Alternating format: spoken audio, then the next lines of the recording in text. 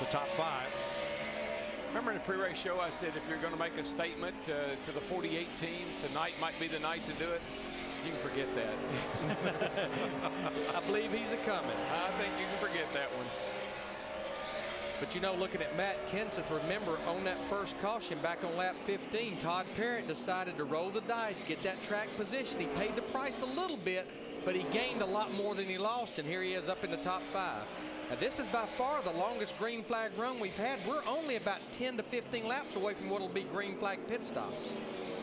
Matt Kenseth has come from 27th place to 3rd as they're all chasing one Paulo Montoya driving for Chip Ganassi.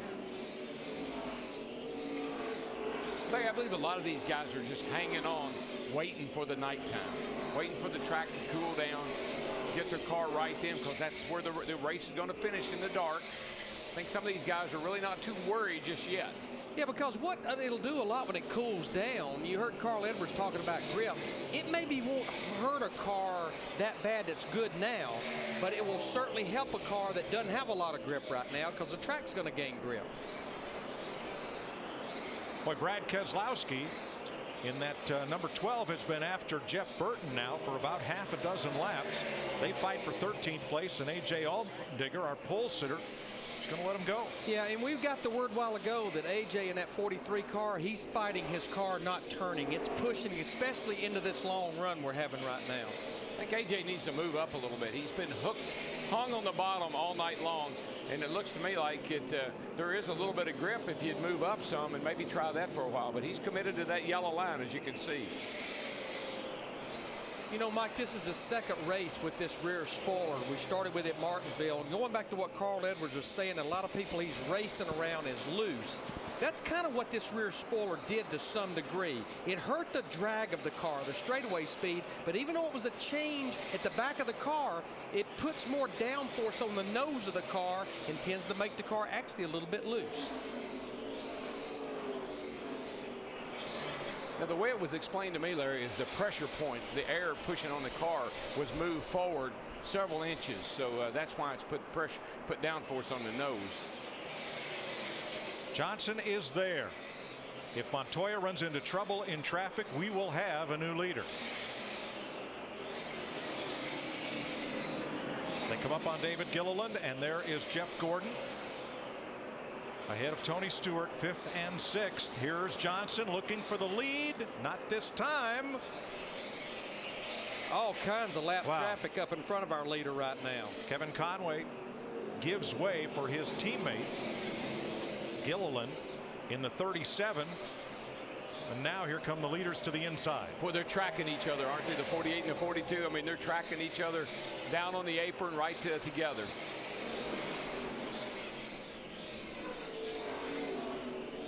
And Darrell, we see this a lot in the race where those guys get below that yellow line on that apron, a little bit of grip there. Also, it'll help that car hook and turn. Yeah, it basically what we call de-wedges the car, unloads the car, and helps the car cut the corner a little bit better. Plus, those left side tires down on that asphalt there, there's a little more grip at that when you drop down on the apron like that. Here comes Keselowski. He and Burton continue to battle. Now it's for 13th position. You know, this 12 car, Brad Keselowski, just started this season off. I mean, dismal. Had that great run going in Atlanta when the situation happened with Carl Edwards. And ever since then, they've been good and solid every single week. And we really don't know how good he was at Daytona either, Larry, because, you know, third lap of the race, blew a left rear tire, wrecked, and was out. So took them a little time to get their act together, but they're working now. Second generation driver from Michigan as Marcus Ambrose comes up to be part of that battle. Now you see a lot of slower cars to the outside. Back in the day, we had a lot of what we called independent drivers, fellows without big sponsorships, but they'd come, they'd run all day, try to get a good position, and we're back in that situation again. And here is Tony Stewart unexpectedly on pit road. This should be a scheduled green flag pit stop because we're right there. Steve, I think this is a scheduled stop. Larry Mack, we're in the window now. Tony Stewart saying It's worse than it was on the first run. His biggest problem is he's really loose off of turn 4. Stewart is optimistic that as the sun goes down, they'll get better, but really fighting it off turn 4, Matt. Jamie McMurray is in, so is Dale Jr. Matt. And Dale Earnhardt Jr. still trying to get that car to free up. They're going to make significant track bar adjustment on the 88 and an air pressure change once again for Dale Jr. His car just not to his liking ever since they made that first stop this afternoon. Clint Boyer is in. Here's our pole sitter Allmendinger. Greg Biffle to the pit lane. Regan Smith and David Reagan. Paul Menard also coming in. Once that window opens, Larry, a whole bunch of bugs fly in. Well, you can't sit out there too long on older tires and these cars on fresh tires. They'll be beating you about a second and a half a lap. Dick?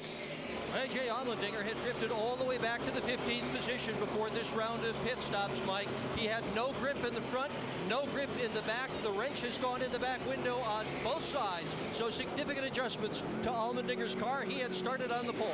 Keselowski is in. Hornish. Now Juan Montoya to pit road along with Gilliland, Robbie Gordon, Joey Logano, and Mark Martin. Steve? Mike, Juan Pablo saying he's really good in turns 1 and 2. Getting tighter, though, as the run goes on. They make a chassis adjustment. He said, I need to be looser at the end of the run, but need more forward bite, Krista. Joey Logano's car was tight just in the center of 3 and 4, but then it went tight everywhere, so they have to loosen up the 20 on this stop. Sadler, Rudeman, Burton, and Hamlin to the pit lane. Here comes Jeff Gordon and Kyle Busch, along with Carl Edwards and Kevin Harvick. Ryan Newman's in. Here's Matt. Jeff Gordon had to really get on the brakes. It messes up his entry into his pit stall due to the 31 of Burton leaving. The final third of that run, nobody was faster on the track than the 24th Gordon. He had to back up his entry, though. The car was a little too free. The left side tires going on. Krista.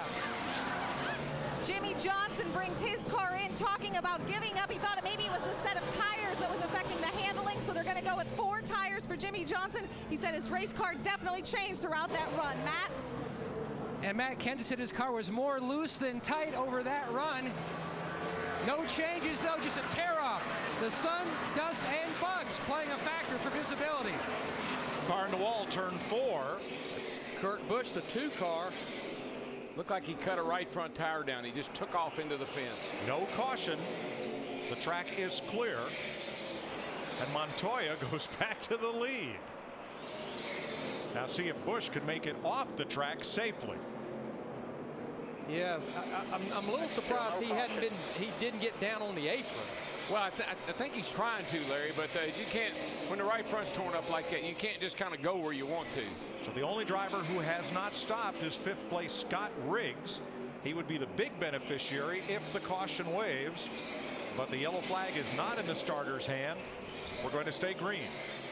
And just to talk about those fresh tires, we had almost every single car pit within about a 5-lap window because they wanted to get those fresh tires on there. But one thing, mark this down, the 48 was the last to come. That couple of laps at the end of the race. And we're under caution. Kurt Busch made it to pit road, but there's debris on the racetrack. And what a break for Scott Riggs.